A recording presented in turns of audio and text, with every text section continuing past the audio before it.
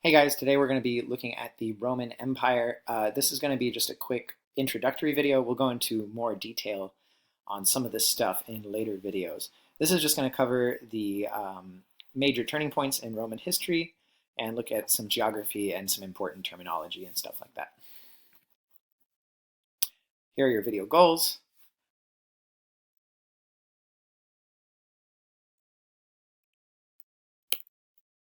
All right, so to start with, let's look at some geography. So Rome is there on that little piece of land that sticks out into the ocean where that arrow is pointing. So this piece of land that Rome is on is called the Italian Peninsula. It is kind of a warm, mountainous piece of land that juts out into the sea. And Rome is right on the coast. And the sea that surrounds the Italian Peninsula is called the Mediterranean Sea. So you can see this right here. The Mediterranean Sea is interesting because it is connected to the ocean, but it is surrounded by land on almost all sides. This makes the Mediterranean Sea a really gentle, safe sea, and it's really good for sailing on. Whereas if you take a boat out into the Atlantic Ocean, you might get smashed by huge storms. The Mediterranean is really pretty easy to sail on. And this is really important because Rome is essentially a civilization and an empire centered on the Mediterranean. Rome will conquer the entire coast of the Mediterranean, and its main strength lies in being able to transport people and trade all around the Mediterranean Ocean, or sea, rather. So this is a picture of the Roman Empire at its height.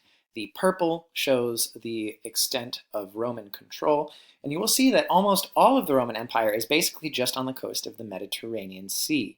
It does conquer some other stuff like Britain up here and Mesopotamia over here and Egypt down here, but most of its conquests are right along the Mediterranean Sea. And the reason for that is that it's really easy to get supplies around on the Mediterranean Sea and much harder to get them around over land. So Rome is essentially centered on the Mediterranean. This makes trade for Rome really important. And the Mediterranean Sea is so important to Rome that they actually end up calling it our sea, or Mare Nostrum. The Romans believed that the Mediterranean Sea belonged to them. And for at least a couple hundred years, it did. So Roman history has kind of fuzzy beginnings. According to legends, it's founded in 753 BCE. But these legends don't have a lot of historical evidence to back them up. According to the legend, two twin brothers, Romulus and Remus, were raised by a female wolf and then went on to found two rival cities. Remus made fun of Romulus's city, and in exchange for this insult, Romulus killed his brother. And I guess everybody was okay with this because Romulus went on to be the first king of the new city that was named Rome after him. So this is probably just a myth, just a legend. The Romans probably made it up at some later point. And it's weird that they would make up a story that basically involves their leader, their first king, killing his brother for no good reason. But anyway, the Romans were weird like that.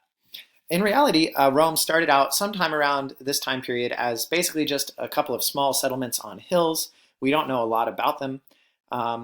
But it seems clear based on later texts that they were a monarchy, a small kingdom, basically just a city-state that controlled just a small amount of land right around there. So anyway, after about 250 years, though, the people of Rome get tired of their king and basically throw the king out. And they replace the king with a republic. And this is a new concept. Republic literally means, in the language of the Romans, which is Latin, a thing of the people, a res publica. And so what a republic is when a state is run by a system that represents the people in order to serve those people. So the idea was that the state and the government belonged to the people rather than belonging to a king. And this is a really important idea, and it's the same idea that is the basis for modern-day democracy. The government exists to serve the people, not the other way around. So in the Roman Republic, it basically was still the situation where a small number of super rich people made all the rules. In this case, the 300 richest people in the Roman Republic got to serve in the Senate, and the Senate made all of the laws. Um, but Rome was kind of special because all citizens did have some rights and privileges, which was different from a lot of other places at this time. So from 509 to 338 BCE, basically Rome is just a small city-state governed by the Senate. But from 338 to 27 BCE, it goes from being a city-state to a major empire. So over the course of 300 years, Rome expands and conquers basically the entire Mediterranean. So it goes from being a nobody to being the biggest power in the western half of Eurasia. And we're going to look at that. It starts by conquering all of the Italian peninsula, and then it goes on to conquer a number of rival kingdoms and empires, including Carthage, Macedonia, and Egypt. Okay, so here's a map of the Mediterranean around the year 300 BCE. And what you can see here is that Rome has already started to conquer some stuff. So this red area here represents Rome. And so Rome started out here and is now conquering parts of Italy. But you can see that most of the Mediterranean is controlled by other empires. So here's Carthage down here, centered in North Africa. You can see parts of Egypt down here, that's the green. And then you'll see that Greece and Western Asia are controlled by other kingdoms that are at least as big as Rome. By 200 BCE, though, you can see that Rome is getting bigger.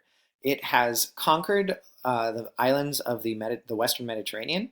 It's taken parts of Spain from Carthage, and it's actually pushed Carthage back to make it just a tiny little nub. And pretty soon, Rome is going to conquer all the rest of Carthage's territory.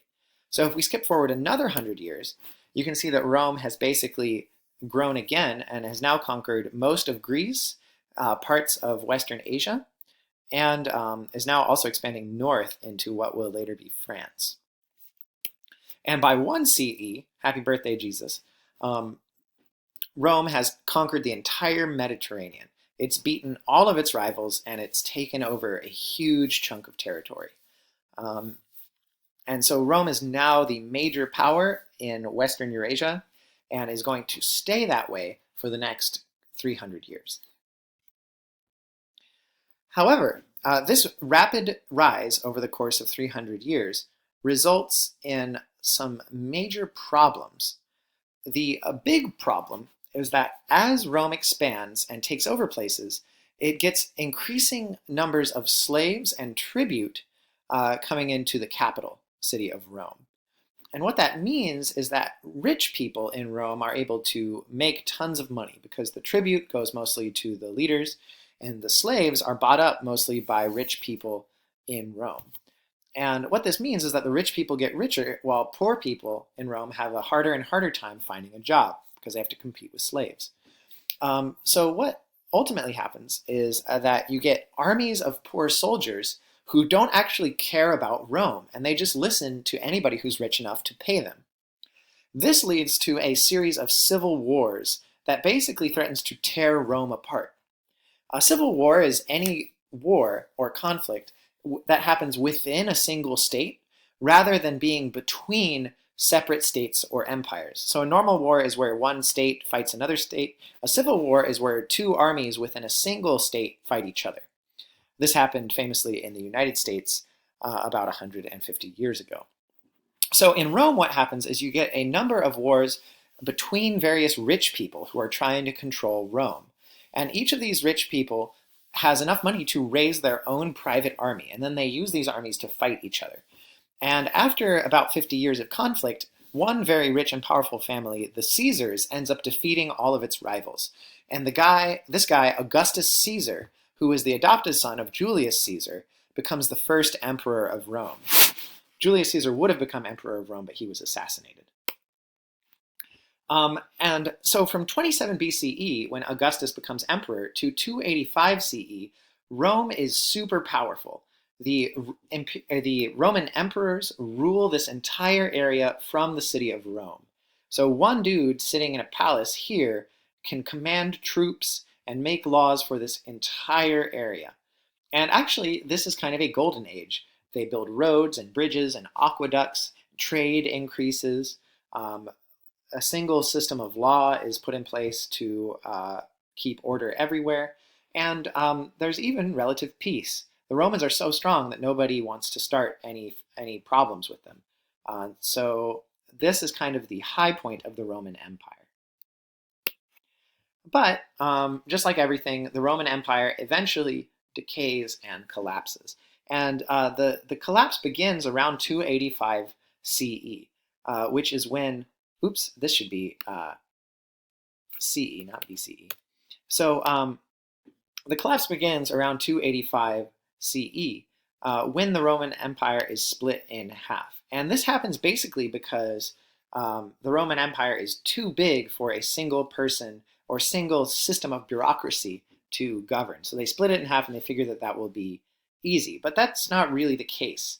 And we're going to talk a lot more about the problems that result during this time period in a later video. But to keep things simple, the western half of the empire after the split has a harder and harder time keeping control. And this gets even harder when a number of various barbarian people invade from the north and eventually take over the entire western half of the empire. And the western half of the empire collapses in 476 CE. However, the eastern half of the empire remains in place for another 1,000 years. So the Byzantine Empire, which is what the Eastern Roman Empire is later called, continues until the year 1453 when it is conquered by the Ottoman Turks. And these guys keep in place a lot of the old Roman laws and traditions and architectural styles, and they call themselves Roman, even though Rome is no longer under their control. So in many ways, the Roman Empire actually lasts all the way until 1453 CE. And what this gives us is 2,000 years of Roman history. The Roman Republic is founded in 509 BCE, and it continues all the way until 1453 with the collapse of the Byzantine Empire. However, most people date the end of the Roman Empire to 476 CE with the collapse of the Western Roman Empire. So anyway, that's a quick overview of Roman history. We're going to look in a lot greater detail at this time period here, looking at the Roman Empire at its high point and then talking about how it eventually declined and collapsed, losing about half of its total territory. All right, so that's all I've got for you all today. Thanks for your attention, and make sure you can define all those vocab terms. See you later.